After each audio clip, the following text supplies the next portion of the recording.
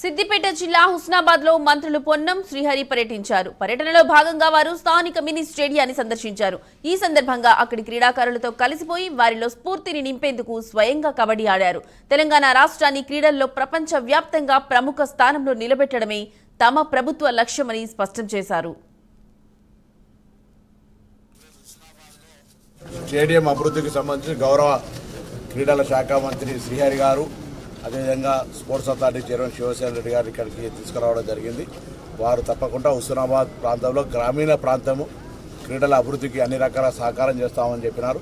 ఇటీవల కాలంలో ఈతకు వెళ్ళిన పిల్లలు చాలామంది చెరువులలో పడి చనిపోతున్న దృష్ట్యా హుస్నాబాద్ కేంద్రంలో పిల్లలు ఈత నేర్చుకోవడానికి ఒక స్విమ్మింగ్ పూల్ కావాలనగానే మానవత్వంతో వారు హృదయంతో మాకు స్విమ్మింగ్ పూల్ శాంక్షన్ చేస్తామని చెప్పినారు. వారికి హృదయపూర్వకంగా ధన్యవాదాలు.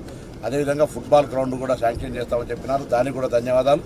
క్రికెట్ గ్రౌండ్కు స్థలం కేటాయించగానే తప్పకుండా దాన్ని కూడా గౌరవ ముఖ్యమంత్రి గారి దగ్గరికి తీసుకెళ్లి అది కూడా అనుమతిస్తామనే మాట చెప్తా ఉన్నారు. దానికి సంబంధించి కొంచెం స్థల సేకరణ విషయం ఉంది. ఇవి రెండు విషయాల్లో వారికి హృదయపూర్వకంగా ధన్యవాదాలు.